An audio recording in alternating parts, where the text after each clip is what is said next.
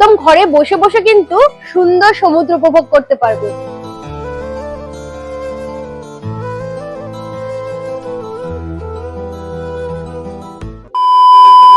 Welcome to Tajpur সমুদ্র সৈকত।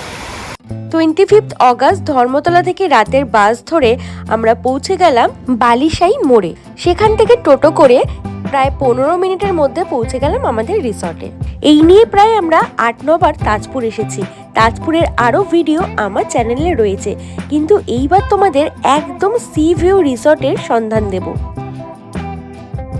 তো আজকে আমরা চলে এসেছি তাজপুর প্রীতিকা রিসর্টে। আমাদের যেহেতু রাতের বেলার বাস ছিল, তো আমরা অনেক ভোর ভোর এখানে পৌঁছে গেছি। তো এখানে চেক ইন টাইম হচ্ছে 10টার সময়, তো এখন বাজে 5:30। তো আমরা 5টার মধ্যে এখানে পৌঁছে গেছি, তাই এখন সমুদ্র সৈকতে ঘুরে বেড়াচ্ছি। দারুণ লাগছে ভোরবেলা সমুদ্র। তাজপুরের সি ভিউ একটা দারুণ রিসর্টের সন্ধান তোমাদের দেব, যেখান থেকে তোমরা বসে বসে সমুদ্র উপভোগ করতে পারবে। আমাদের এইটা হচ্ছে আমাদের হোটেল, পরে আমাদের আরো ভালো করে দেখাবো। এইটা হোটেল, আর এই হচ্ছে সমুদ্র।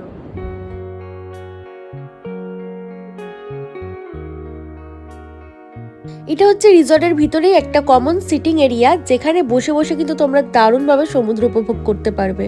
এবারে চলো রুম ট্যুরটা দিয়ে দিই। এই হচ্ছে আমাদের রুম। রয়েছে একটা কিং সাইজ বেড, কাবার্ড, আয়না, চেয়ার, টেবিল, টিভি, এসি, আর এই হচ্ছে ওয়াশরুম। ওয়াশরুমটা ছোট বাট নিট অ্যান্ড ক্লিন। রুমটা কিন্তু বেশ বড়, আর এই রুম থেকে ভিউটা একবার দেখো। জাস্ট ঘরের জানলার সামনে দাঁড়িয়ে দাঁড়িয়েই সমুদ্র উপভোগ করতে পারবে। ইভেন খাটে শুয়ে শুয়েও কিন্তু সমুদ্র তোমরা উপভোগ করতে পারবে। মানে জানলা খুললেই তোমরা সমুদ্রের দর্শন পাবে। আমি না সমুদ্রে আসলে অলওয়েজ এইরকমই একটা রুম প্রেফার করি, যেখানে সমুদ্রের সামনে না গিয়েও যেন রুমে বসে বসে সমুদ্র উপভোগ করা যায়। তো এখন আমরা চলে এসেছি আমাদের রিসর্টের একদমই সামনের একটা শ্যাকে। সকালের ব্রেকফাস্ট আমরা এখানেই সারলাম, সুন্দর সমুদ্র দেখতে দেখতে।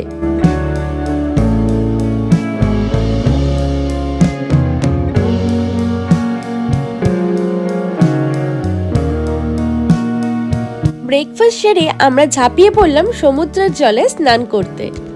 এতবার তাজপুরে এসেছি, এই রকম সমুদ্রের জল আর ঢেউ আমি এর আগে কখনো দেখিনি, বাট আমরা চরম এনজয় করেছি। সমুদ্রে স্নান সেরে আমরা আবার শ্যাকে চলে গেছিলাম। সমুদ্রে এসে তো চিংড়ি খেতেই হবে, আর তাও যদি এইরকম টেস্টি করে রান্না করে দেয় তাহলে তো কোনো কথাই নেই।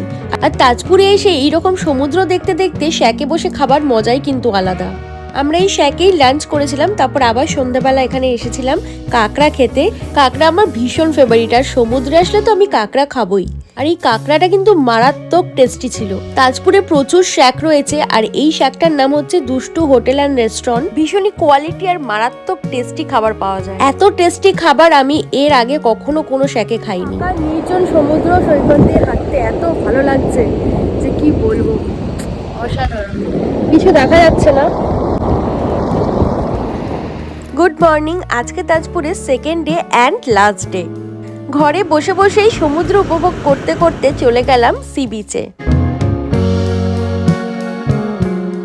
এরপর শ্যাকে বসেই আমরা ব্রেকফাস্ট সেরে নিলাম।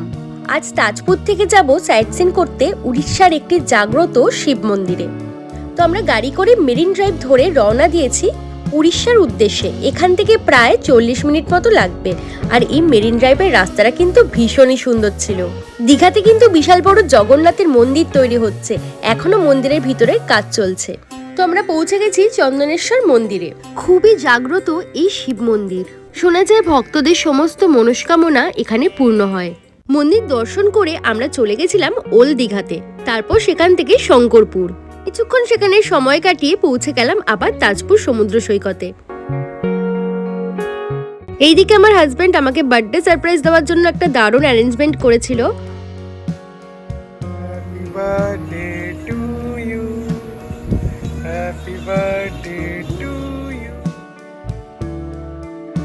সত্যি বলতে এইবারের তাজপুর ট্রিপটা আমাদের ভীষণ সুন্দর কেটেছে।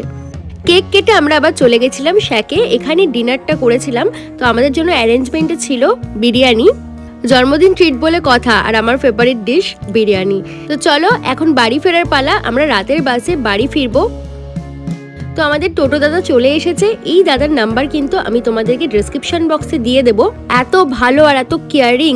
আমাদের বাস ছিল রাত 11:50-এর। তো আমরা 11:30টার মধ্যে বাস স্ট্যান্ডে চলে এসেছিলাম, কিন্তু এই টোটো দাদা আমাদেরকে ছেড়ে কিন্তু যায়নি, আমাদেরকে বাসে উঠিয়ে তারপর উনি ওখান থেকে গেছেন। আমরা যতবার তাজপুরে এসেছি এই দাদার অটো করেই আমরা যাতায়াত করি। তো বাসে করে ভোর 4টে নাগাদ আমরা কিন্তু পৌঁছে গেছিলাম ধর্মতলা, সেখান থেকে ক্যাবে করে বাড়ি। তো আজকের ভিডিওটা এই অবধি, দেখা হচ্ছে নেক্সট ভিডিওতে।